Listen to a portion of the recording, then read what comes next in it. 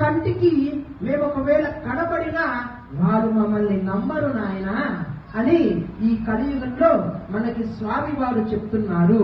అంటే నిజంగా చూడండి, ఇప్పుడు మన కంటికి ఇక్కడ ఉన్నటువంటి స్వామి వారు ప్రత్యక్షమై కనబడితే మనం ఏమడుగుతాం?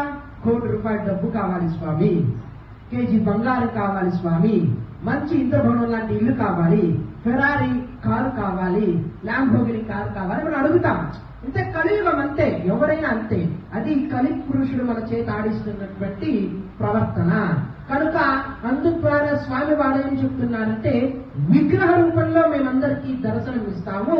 ఆ విగ్రహాన్ని భక్తితో ఎవరైతే చూస్తాడో, ఆ భక్తి అనేటువంటిది ఎలా ఉండాలంటే, అందరూ పరమాత్మని చూస్తారు, ప్రతి ఒక్కరూ ఆ విగ్రహాన్ని చూస్తారు.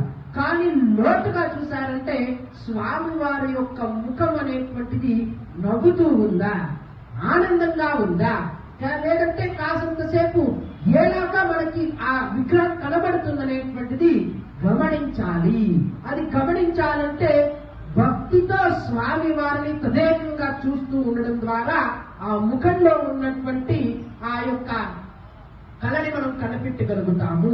కనుక స్వామి వారిని ఆ విధంగా చూస్తూ యజ్ఞ దాన తపస్సు చేయవ పావనాని మనీషిన అంటే దీని ఇదేమిటంటే, ఏ ప్రాంతంలో అయితే యజ్ఞాలు చేయించుకుంటారో, ఏ ప్రాంతంలో అయితే స్వామి వారి యొక్క నామస్మరణాన్ని చేస్తూ ఉంటారో, ఏ ప్రాంతంలో అయితే దాన ధర్మాలు అనేటువంటిది మనం చేస్తామో, అది చేయడం ద్వారా అనుకున్నటువంటి కోరికలు ఏ సమయానికి నెరవేరాలనేటువంటిది ఆ సమయానికి నెరవేరుతుందని మనకి వేదం చెప్తూ ఉంది.